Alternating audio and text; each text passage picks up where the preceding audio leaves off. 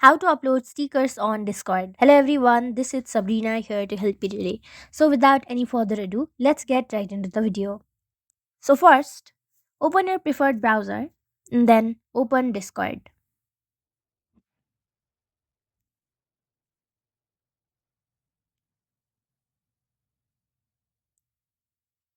Launch your Discord application or you can also use the web version. After opening Discord desktop site, log into your account and then simply get the Nitro version, Discord Nitro, in order to add stickers and emojis in your Discord. So that's how you do it. Thank you for watching this video. Make sure to like, share and subscribe to our YouTube channel. If you got any questions, comment them down and I'll catch you in the next one.